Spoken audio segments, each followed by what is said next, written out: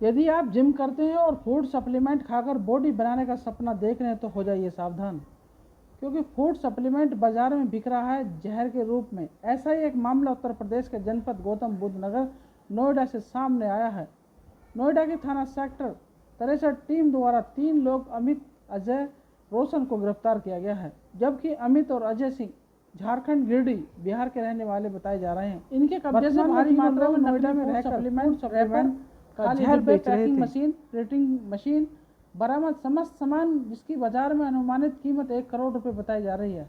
नकली food supplement बहुत कम खर्चे में तैयार कर और असली फूड सप्लीमेंट के रूप में कंपनी का रैपर लगाकर ग्राहकों को ऊंची कीमतों में बेचा जा रहा था। तैयार फर्जी फूड सप्लीमेंट को दिल्ली, हरियाणा के अलग अलग शहरों व नोएडा आदि क्षेत्रों में ऊंचे दामों पर बेचते थे। आइए देखते हैं नोएडा से ब्यूरो रिपोर्ट। देखिए, आप अवगत हैं कि जो मुख्यतः जिम जाते हैं, जो भी जाते हैं जिम, लड़के लड़कियाँ, जिम के आसपास भी आपने ऐसी दुकानें देखी होंगी। उसके अलावा कुछ फूड सप्लीमेंट का एक प्रोडक्ट होता है। वो दावा किया जाता है कि अगर आप जिम जाते हैं, इसका सेवन करते हैं तो और आपके जो है स्वास्थ्य ठीक होगा, मसल्स ठीक होंगी। उस टाइप का फूड सप्लीमेंट जो बनाया जाता है, उसी के बारे में ये 3 लोग पकड़े गए हैं। अब तीनों मूलतः गिरिडीह, झारखंड के निवासी हैं। ये नकली फूड सप्लीमेंट बनाने का काम करते थे।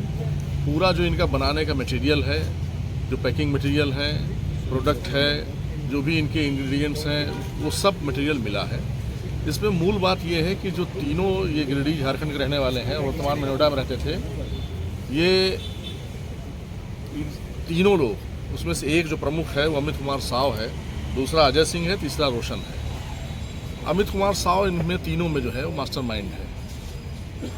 ये गुड़गांव की एक जो वास्तविक रूप से फूड सप्लीमेंट बनाने वाली कंपनी है, फैक्ट्री है, वहाँ ये काम करते थे पहले। वहाँ काम करते करते जब इसका तजुर्बा जो है ज़्यादा हो गया, इसको लगने लगा कि अब हम इस कार्य में बड़े निपुण हो गए हैं, बनाना जान गए हैं, उसकी पूरी विधि समझ गए हैं, तब इनके मन में ये महत्वाकांक्षा हुई कि अगर हम इसको अपना सेपरेट काम शुरू करें तो इसमें ज़्यादा फायदा हो सकता है। अब समस्या इनके सामने पूंजी की थी, तो पूंजी के लिए जिस एक आदमी को हम वांटेड कर रहे हैं इसमें, जो मूलतः इनके माल को ले करके उसके डिस्ट्रीब्यूशन का और बेचने का प्रबंध करता था। चूँकि ये सिर्फ बनाते थे, प्रोडक्शन का काम इनका था। ये जिस कंपनी का लेबल लगाते थे वो मूलतः कंपनी पुणे की दिखाई गई है, तो उसकी प्रोडक्शन यूनिट गुड़गांव की दिखाई गई है।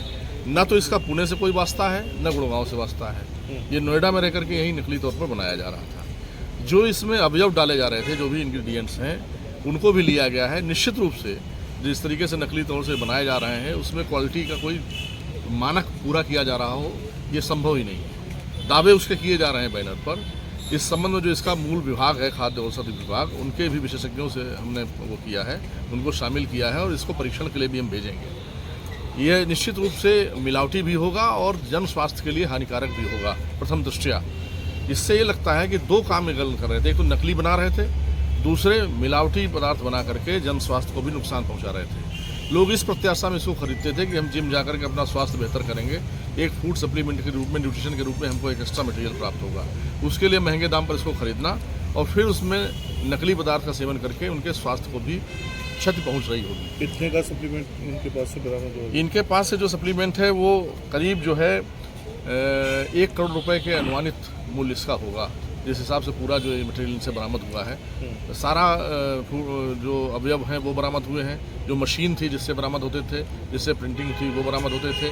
जो पैकेजिंग मटेरियल था वो था, और जो सामान था जिसको भरते थे, वो मटेरियल बना बनाया भी इनसे बरामद हुआ। सर, एक डिब्बे की कीमत कितनी बताई इन्होंने?